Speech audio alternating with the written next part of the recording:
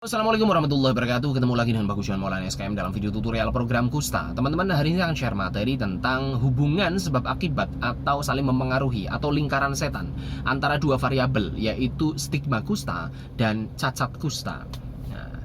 Saya sudah berkali-kali membuat video tentang stigma kusta dan cacat kusta. Anda bisa ketik deh Bagus Johan Maulana stigma kusta, Bagus Johan Maulana cacat kusta. Di situ saya sudah memaparkan apa sih definisi keduanya, bagaimana cara mencegahnya dan sebagainya. Nah, dalam video kali ini saya akan share materi tentang hubungannya. Ternyata dua variabel ini, dua hal buruk ini ternyata saling mengakibatkan loh. Artinya gini, stigma ini bisa mengakibatkan cacat kusta juga naik gitu. Adanya cacat kusta ini juga bisa mengakibatkan stigma kusta. Nah, jadi saling mempengaruhi, makanya saya sebut lingkaran setan. Satu hal buruk mengakibatkan hal buruk yang lain terjadi. A mengakibatkan B, B bisa mengakibatkan A, dan ini saling menguatkan. Nah, ini makanya saya sebut lingkaran setan. Nah, kalau misalkan kita bisa mengatasi salah satunya, ya otomatis nanti kita akan menciptakan sebuah pola baru. Jadi kalau kita menangani A, nanti otomatis B ini juga bisa berkurang gitu. Kalau kita menangani B, otomatis nanti A ini bisa berkurang. Jadi kita bisa nih menangani di salah satu variabel ini. Untuk bisa memutuskan lingkaran setan, kita ubah menjadi lingkaran malaikat, istilahnya seperti itu. Nah, kita bahas satu persatu dulu ya. Stigma kusta. Stigma ini kan anggapan buruk, predikat atau cara memaknai kita tentang kusta ini buruk. Gara-gara apa? Ya banyak hal. Tapi wujudnya ini adalah sebuah persepsi yang buruk, yang tidak semestinya, yang lebay, yang tidak sepatutnya, karena informasi yang salah dan sebagainya tentang kusta yang diberikan seseorang kepada dirinya sendiri, seseorang kepada sekelompok masyarakat, atau masyarakat kepada sekelompok orang, masyarakat terhadap penderita kusta, masyarakat terhadap individu dan sebagainya tentang kusta. Misalkan anggapan tentang bahwa wah, penyakit kusta ini sangat menular loh, kalau salaman aja kamu bisa tertular. Nah, seperti itu namanya stigma. Atau jangan dekat-dekat sama penderita kusta, nanti Anda tertular. Jangan salaman, jangan bergaul, seperti itu. Nah, stigma ini permasalahan sosial, bisa sampai ke situ, bisa meluas. Bahkan stigma masyarakat terhadap satu desa tertentu karena di situ banyak penderita kusta juga bisa. Jadi objek dari stigma ini bisa individu, sekelompok orang penderita kusta, penyakitnya kusta itu sendiri, atau bahkan masyarakat, atau bahkan tenaga kesehatan. Tenaga kesehatan pun bisa kena stigma gara-gara wah, ini programmer kusta, ini banyak kontak dengan penderita kusta, jangan deket-deket dan sebagainya ya. Jadi tenaga kesehatan aja jadi korban stigma gitu. Nah, stigma ini permasalahan yang serius. Ada orang gagal nikah gara-gara stigma, ada orang lamaran terus dikembalikan, ada orang tidak bisa bekerja karena penyakit kusta dan sebagainya. So, ini permasalahan yang serius tentang stigma kusta. Nah, stigma kusta ini terjadi karena apa? Bisa jadi stigma kusta ini timbul karena apa? Karena cacat kusta gitu loh. Jadi orang melihat adanya cacat kusta, tangannya kiting, semper, lagop talmus, nggak bisa merem, kayaknya kok ngeri banget gitu loh. Akhirnya timbul stigma dari cacat kusta, terutama cacat kusta yang terlihat bentuknya ya, cacat kusta tingkat 2. Ini mengakibatkan adanya stigma. Nah, karena orang terlalu takut, karena stigma ini sudah meluas di masyarakat, akhirnya membuat orang itu terlalu takut untuk konsultasi. Akhirnya orang sudah memiliki persepsi yang buruk dan sebagainya. Akhirnya dia tidak bisa memproteksi diri, dia tidak bisa mengcounter masukan-masukan yang informasi yang benar, kesalahpahaman tentang penyakit kusta. Nah, kalau orang sudah salah paham tentang penyakit kusta, akhirnya kalau dia menderita kusta atau dia mengalami reaksi, dia tidak mengambil langkah-langkah yang sebenarnya. Dia tidak mengambil langkah-langkah untuk konsultasi tenaga medis, dia tidak kontrol, tidak melakukan pemeriksaan fungsi saraf, dia tidak minum obat sebagaimana mestinya. Akhirnya timbul cacat tingkat 2. Gitu loh guys. Jadi saya sedang merelasikan, ini ternyata ada hubungan sebab akibat, kausalitas. A mengakibatkan B, B mengakibatkan A, gitu loh guys. Nah, stigma ini timbul justru itu karena cacat tingkat 2 guys. Nah, cacat tingkat 2 yang bisa timbul karena reaksi atau timbul karena infiltrasi kuman merusak langsung kepada kulit maupun sel saraf tepi penderita tersebut. Nah, tapi begitu sudah cacat tingkat 2, sudah nyata, kelihatan mata, orang kan ngeri guys. Kok sampai seperti itu ya? Kok kusta sampai jalannya diseret-seret seperti itu, semper seperti itu? Kok sampai timbul luka di kaki, di tangan dan sebagainya ya? Wah, ngeri ya, yang ngeri ya. Nah, itu akhirnya timbul stigma. Demikian pula cacat tingkat 2 itu bisa timbul karena stigma. Cacat tingkat 2, saya sudah pernah bikin bagaimana cara mencegah cacat kusta.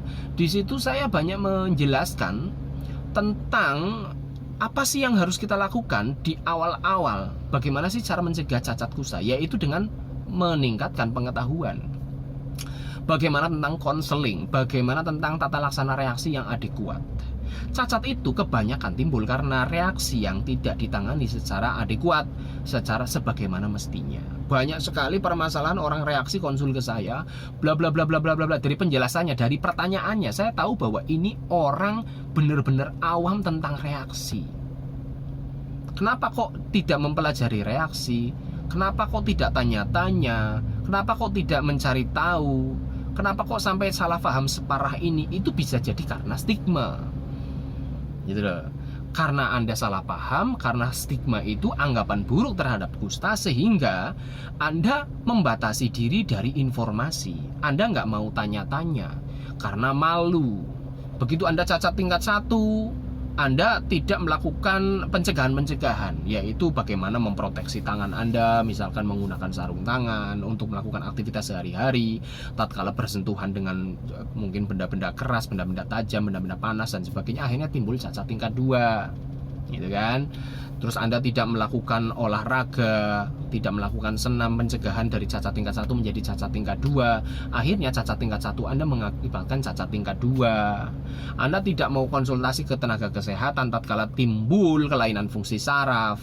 Misalkan ada tanda-tanda rusaknya saraf sensorik, kok tiba-tiba mati rasa ya, kok tiba-tiba ada kelemahan otot ya, dan sebagainya. Tapi karena itu stigmanya terlalu kuat, Anda takut dianggapnya bagaimana-bagaimana, takut ketahuan tetangga dan sebagainya, akhirnya Anda tidak konsul. Nah, ini parahnya di sini. Tidak konsul, Anda sok tahu, ngobati sendiri apa sendiri reaksi tersebut, akhirnya tidak adekuat penanganan reaksi Anda mengakibatkan cacat seperti itu. Nah, ini gimana nih permasalahan besar 2 variabel ini? Ya memang harus ditangani di mana? Ya kita bisa menyentuhnya di A atau B gitu loh. Karena ini sebab akibat.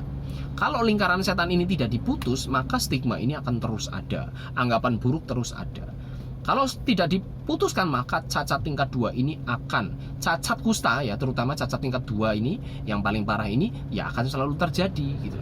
Jadi ditangani ya di dua-duanya. Misalkan di stigma, dalam variabel stigma ini apa yang harus kita lakukan? Jelas, itu meluruskan edukasi, informasi, pengetahuan tentang kusta, bahwa kusta itu begini. Sasaran dari edukasi ini tidak hanya penderita kusta, tetapi juga masyarakat awam. Karena masyarakat awam seringkali menuduh yang tidak-tidak gara-gara salah paham. Gitu. Nah, ini pengetahuannya dulu. Lalu bagaimana penderita kusta ini juga harus pede gitu loh. Kalau dia kok semakin kena stigma, malah semakin buruk persepsi terhadap dirinya sendiri, tidak fokus ke kelebihannya, dia menjadi minder, akhirnya dia juga mau kerja juga males, mau berhubungan sosial juga males, mau cari jodoh juga minder dan sebagainya. Oh, tambah parah gitu kan. Jadi selain pengetahuan, citra diri Anda sebagai penderita kusta juga harus dinaikkan, harus memiliki citra diri yang positif, fokus sama kelebihan. Jangan sampai kelebihan yang diberikan oleh Tuhan ini banyak, tapi Anda hanya fokus kepada kekurangan satu, yaitu Anda penderita kusta. Semakin Anda minder, semakin Anda meningkatkan stigma masyarakat terhadap Anda, memperparah stigma masyarakat terhadap Anda. Jadi itu akan meluas. Nah, patahkan stigma itu dengan apa? Dengan Anda memiliki citra diri yang positif, kepercayaan diri, Anda juga bisa inklusif. Anda bisa membaur dengan masyarakat awam, masyarakat umum. Anda berperan di organisasi, berperan di balai desa, di masyarakat. Tunjukkan bahwa Anda punya sisi positif. Itu benar-benar dengan tindakan nyata, tidak usah banyak bicara pun. Ini orang akan mengubah stigmanya. Orang akan mengubah persepsinya. Yang tadinya, oh Anda ini begini-begini, Anda ini menularkan. Oh ternyata enggak.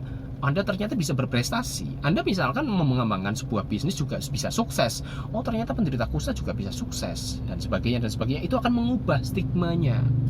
Dengan seperti itu, wah ternyata penderita kusta juga tidak begitu menularkan ya. Penderita kusta ternyata bisa produktif ya. Nah ini citra atau anggapan atau image, gambaran orang terhadap kusta ini akan berubah. Nah, orang tidak menjadi takut lagi. Kalau orang tidak menjadi takut dan terbuka atas informasi, atas edukasi, dan atas bagaimana potensi-potensi penderita kusta juga bisa dikembangkan, sehingga orang tidak begitu takut terhadap kusta.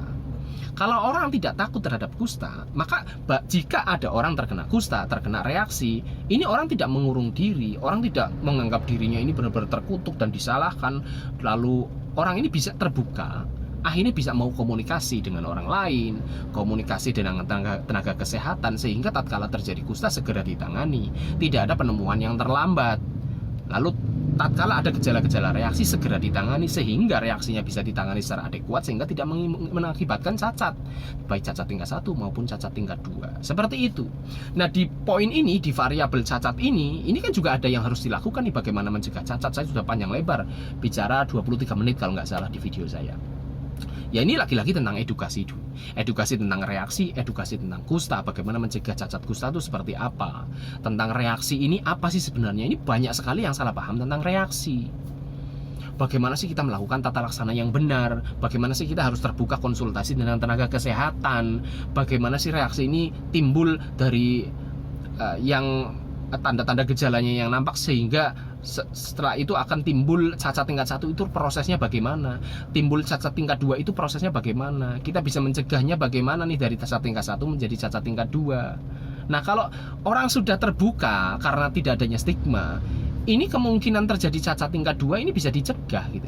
Dari reaksi kita bisa langsung segera pemeriksaan fungsi saraf, bisa rutin konsultasi, cacat kayak gitu. Nah, ini permasalahan reaksi ini sudah sedemikian parahnya, sehingga cacat tingkat 2 juga sedemikian parahnya, dan bahkan tidak terekam di tenaga kesehatan. Mungkin yang terekam yang selama ini pengobatan, yang selama ini masih minum obat MDT sebelum pengobatan, sesudah pengobatan masih terpantau. Tapi begitu sudah RFT, sudah selesai minum obat paket kusta, itu ya udah putus informasi, kan banyak sekali yang seperti itu. Jadi bisa jadi cacat tingkat 2 di masyarakat itu sebenarnya tinggi gitu loh. Karena tidak tercatat lagi, sudah tidak konsultasi lagi, tenaga kesehatan tidak tahu datanya gitu.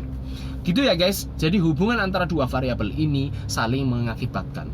Si stigma ini bisa mengakibatkan cacat tingkat 2, cacat kusta, dan cacat kusta inilah bisa mengakibatkan stigma. Ini saling mempengaruhi, saling mengakibatkan, dan kita bisa menyentuh di salah satunya untuk memutuskan mata rantai lingkaran setan ini, kita ubah ya. Syukur-syukur keduanya kita sentuh secara bersamaan. Itu kalau barang seperti itu pasti akan lebih efektif, sehingga kita bisa memutusnya, sehingga stigmanya juga turun, cacat tingkat 2-nya juga turun. Demikian, terima kasih. Assalamualaikum warahmatullahi wabarakatuh.